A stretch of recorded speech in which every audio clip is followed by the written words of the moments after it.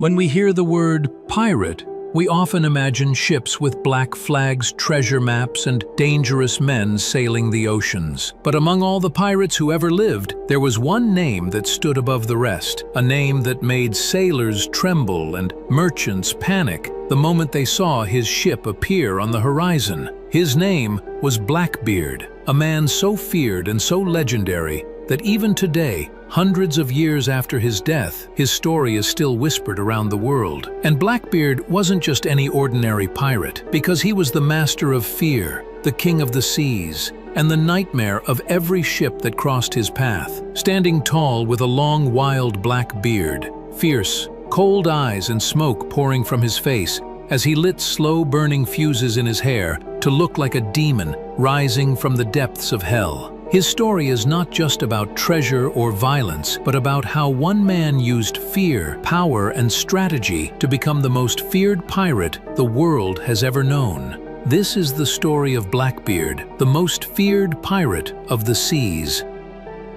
Long ago, during the early 1700s, the oceans were wild, dangerous, and full of mysteries, where the sea wasn't just a place for trade and exploration, but also a hunting ground for pirates, men who chose a life of danger, freedom, and crime. And among these pirates, there was one name that struck fear into every sailor captain and merchant ship who dared to cross the Atlantic Ocean or sail near the Caribbean. And that name was Blackbeard. But before he became the nightmare of the seas, Blackbeard was simply an ordinary man, whose real name was Edward Teach, though some believed it was Thatch or Thack. And while his exact birthplace is still uncertain, many say he was born in Bristol, England, sometime in the late 1600s, where, like many young men of his time, he grew up near the sea and was drawn to the tides, the ships, and the endless promise of adventure waiting beyond the shores.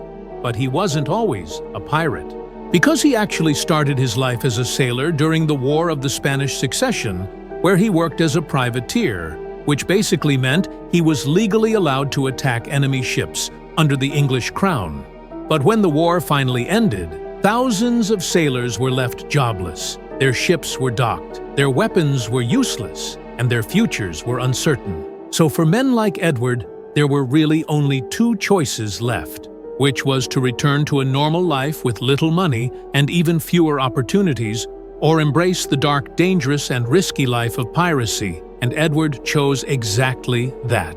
In the early 1710s, Edward joined the crew of a powerful pirate named Benjamin Hornigold, who was already raiding ships across the Caribbean. And because Edward was smart, strong, fearless, and clever, he quickly rose through the ranks because he understood that piracy wasn't just about stealing, but it was about creating fear, since the more terrified the enemy was, the more likely they were to surrender without even fighting back. And eventually Edward captured his own ship, which was a powerful French vessel that he converted into his flagship, and he armed it with 40 massive cannons, then named it Queen Anne's Revenge. And from that moment, Edward Teach wasn't just an ordinary man anymore, because he officially became Blackbeard, and his terrifying nickname came from the way he looked, since he was a tall man with broad shoulders, fierce eyes, and a thick black beard that grew wildly across his face and down his chest. But it wasn't just his beard that made him terrifying, because before every battle, he would tie slow-burning fuses into his beard and light them so that smoke would pour from his face, making him look like some demon rising from the flames of hell itself. With the Queen Anne's Revenge under his command, Blackbeard ruled the seas from the West Indies all the way to the American colonies. And his strategy was simple, which was to overwhelm his enemies with fear, because the truth is, Blackbeard wasn't even always violent, since most of the time he preferred intimidation over bloodshed. And if a ship resisted, then, yes, he would fight. But more often than not, as soon as the other crew saw the black flag rising and saw his flaming, smoking face, they gave up without even trying to fight. And one of his most famous moments happened in 1718, when Blackbeard made the bold decision to block the entire port of Charleston in South Carolina, where he and his fleet captured several ships including one that carried important passengers, and Blackbeard then demanded a ransom, which wasn't gold or treasure, but medical supplies, and threatened to kill the hostages if the city didn't agree, and the people of Charleston had no choice but to pay. And once they did, Blackbeard kept his word and released everyone unharmed, which showed the whole world that Blackbeard wasn't just a pirate, but a man who could hold an entire city hostage without even firing a cannon.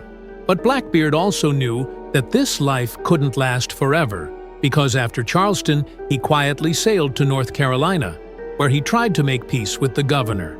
And some say he even bribed officials to receive a pardon, which is basically legal forgiveness for all his past crimes. And for a while, he pretended to retire from piracy. But the truth is, the sea was in his blood, and not long after he secretly returned to piracy, quietly raiding ships without drawing too much attention. But his boldness and reputation had made him too dangerous, even for the corrupt officials who once protected him.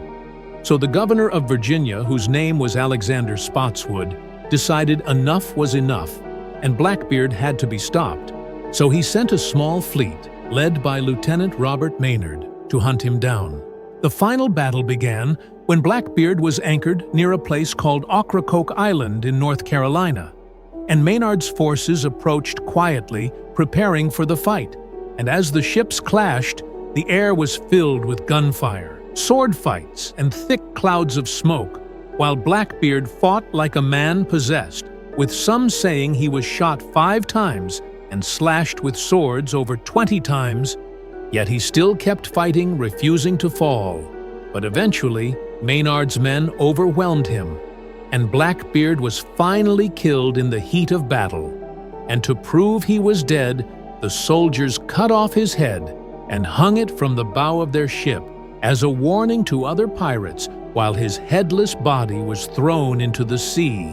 But even in death, the legend of Blackbeard refused to end, because sailors claimed they saw his headless body swimming around the ship 3 times before finally sinking beneath the waves. And some say that even today, Blackbeard's ghost still haunts the waters near Ocracoke Island. Blackbeard's reign only lasted a few years, but his name became immortal because he wasn't the richest pirate, nor was he the most violent, but he mastered the art of fear better than anyone, and understood that sometimes reputation was even more powerful than swords, cannons, or gold. And today, his story is still told in books, movies, and legends, because Blackbeard represents more than just a pirate, since he symbolizes the wild, rebellious spirit of the sea, and the dangerous, mysterious life of those who chose freedom, even if it meant living outside the law. And though hundreds of years have passed, there is one thing that still remains true, which is that whenever sailors speak of pirates, Blackbeard's name is always the very first to be whispered.